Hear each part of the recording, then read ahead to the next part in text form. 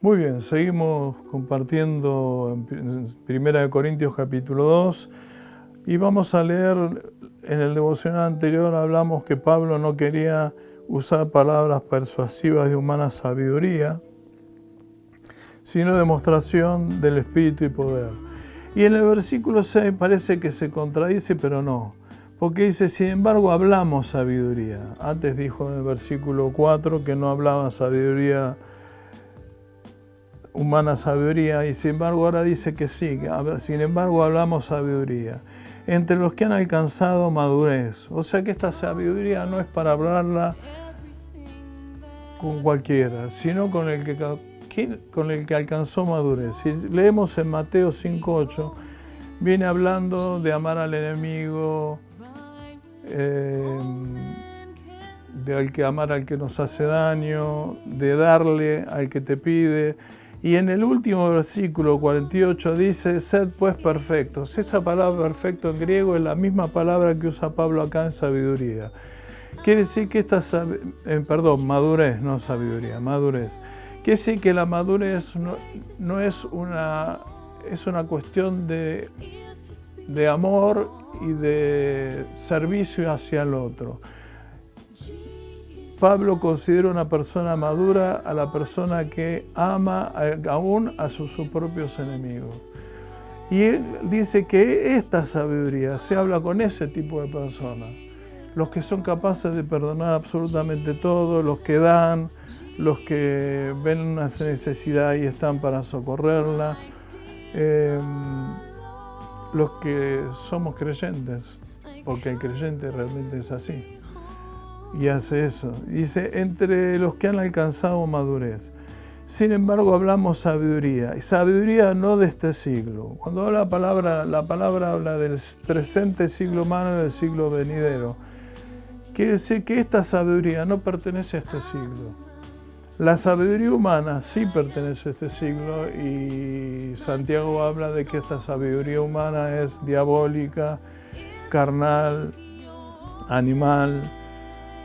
Pero esta sabiduría que Pablo está hablando tiene características, y una es que no es de este siglo, ni de los príncipes de este siglo. O sea que los príncipes, los poderosos de este siglo no tienen esta sabiduría. Mas hablamos sabiduría de Dios en misterio, la sabiduría oculta, la cual Dios predestinó antes de los siglos para nuestra gloria. O sea que esta sabiduría no es de este siglo, no es de los príncipes de este siglo. Esta sabiduría está oculta, esta sabiduría Dios la predestinó antes de los siglos para nuestra gloria, o sea, la gloria de la iglesia. Esta sabiduría no es la sabiduría humana. Y dice, la predestinó antes de los siglos para nuestra gloria, la que ninguno de los príncipes de este siglo conoció, porque si la hubieran conocido nunca habrían crucificado al Señor de la gloria. ¿De qué está hablando Pablo? ¿Por qué este texto realmente tiene una profundidad maravillosa? ¿Qué es la sabiduría de que Pablo se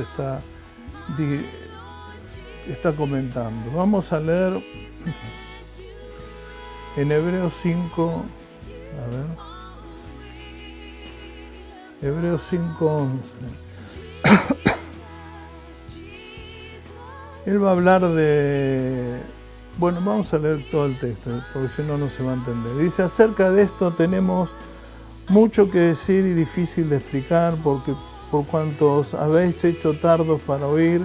El problema de los hebreos era que no oían, escuchaban, pero no dejaba que la palabra penetrara en sus corazones. Por eso le dice, ustedes se hicieron tardos para oír. Porque debiendo ya ser maestros desde tanto tiempo, tenéis necesidad que os vuelva a enseñar cuáles son los primeros rudimentos de la palabra de Dios, y habéis llegado a ser tales que tenéis necesidad de leche y no de alimento sólido. Y acá habla de los rudimentos de la fe y que había que explicarle los rudimentos que después los compara con la leche que tendría que tomar un bebé porque el alimento sólido les haría mal. Y todo aquel que practica de la leche es inexperto en la palabra de justicia porque es niño. Dice, pero el alimento sólido es para los que han alcanzado madurez, para los que por el uso tienen los sentidos ejercitados en el discernimiento del bien y del mal. Es una persona que no le tiene que estar diciendo eso está mal. Ya tiene los sentidos ejercitados como para darse cuenta qué está bien y qué está mal. Por tanto, dejando los rudimentos de la doctrina de Cristo, vamos adelante a la perfección, no echando otra vez el fundamento de obras de arrepentimiento, de obras muertas, de la fe en Dios, de la doctrina del bautismo, de la imposición de manos, de la resurrección de los muertos, del juicio eterno. Y esto haremos si Dios en verdad lo permite. Entonces, nombra los rudimentos y fíjese que muchos de los rudimentos son las teologías que nosotros tenemos como grande profundidad. Y esto a veces suena medio extraño, pero la verdad, porque dice el arrepentimiento, las obras muertas, la fe en Dios, son cosas que una persona aprende en sus primeros pasos en la iglesia. Y Pablo eso lo llama rudimento. Y dice que si no somos maduros, entonces va a tener que volver a enseñarnos los rudimentos de la fe. Ama a tu hermano, no lo lastimes, no seas prepotente, no seas chismoso. Es muy interesante que es una de las cosas que siempre tenemos que estar enseñando, que es no ser chismoso, ¿eh? Lo importante es que yo quiero hacer notar acá es poder alcanzar la madurez para poder hablar de esta sabiduría. Dice en capítulo 8, ¿no clama la sabiduría y da voces la inteligencia?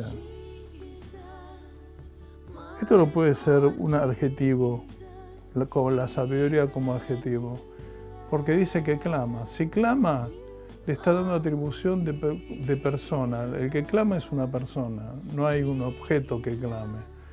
Y la inteligencia es igual, da voces, le está dando características de persona.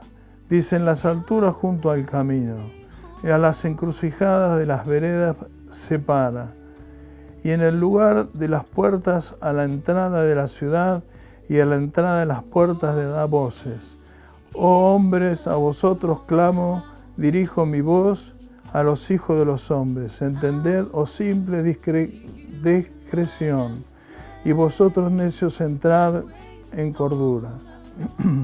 Oí porque hablaré cosas excelentes, y abriré mis labios para cosas rectas, porque mi boca hablará verdad, y la impiedad abominan mis labios.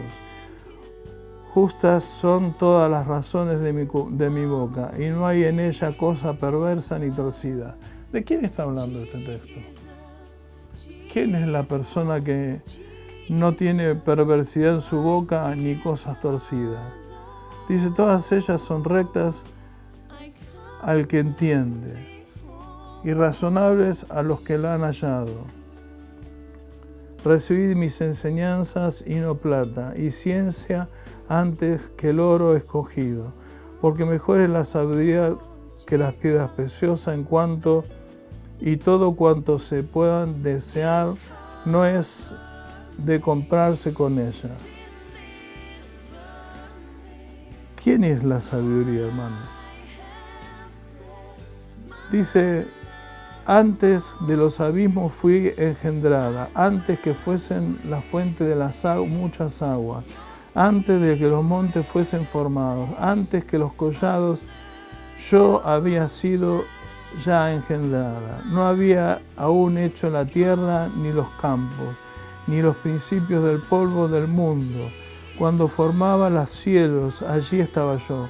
Cuando trazaba el círculo sobre la faz del abismo, cuando afirmaba los cielos arriba, cuando afirmaba las fuentes del abismo. ¿Quién afirmó este mundo, hermano?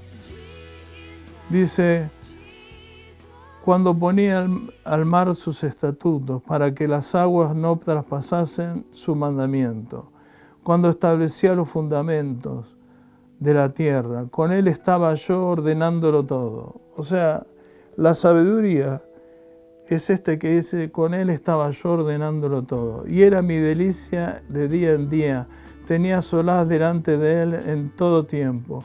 Me regocijo en la parte habitable de la tierra, mi delicia son los hijos de los hombres. ¿Quién estuvo en la creación? El Padre, el Hijo, el Espíritu Santo. Está hablando de Dios. ¿Quién es esta sabiduría que oculta para la gloria de la Iglesia desde el principio y antes de los siglos? Cristo.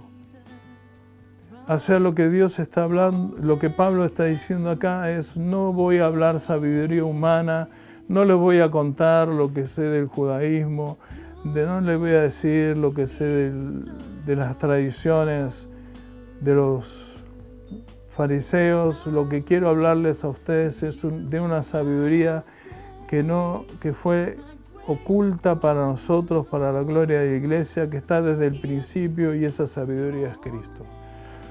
Cuando un cristiano tiene madurez, siempre está hablando de Jesús.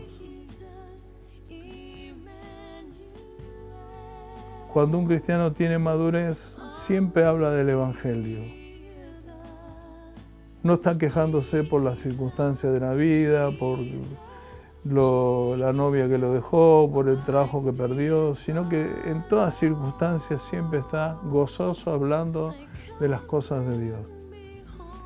Y esto es lo que Pablo quería, que la gente que escuchaba y creía fundamentara su fe en el poder de Dios y en esta sabiduría que es Cristo. La verdad que la Biblia es maravillosa y el Evangelio es maravilloso. Porque si quisiéramos estudiar de esta sabiduría que podíamos comparar con los textos que hablan de Melquisedec en Hebreos, Pablo dice que hay mucho para hablar de Melquisedec y uno dice, hay 2 o 3 textos. ¿Cómo puede ser que hay mucho para hablar? Pero de Cristo, de la sabiduría de Melquisedec, que realmente son lo mismo, hay muchísimo para hablar. Mucho más de todo lo que conocemos. Si uno se dedicaba a escudriñar la palabra y a conocerlo a él, podía manifestar la gloria de Dios a través de la vida de cada ser humano. Vamos a orar. Señor, te doy gracias por este momento.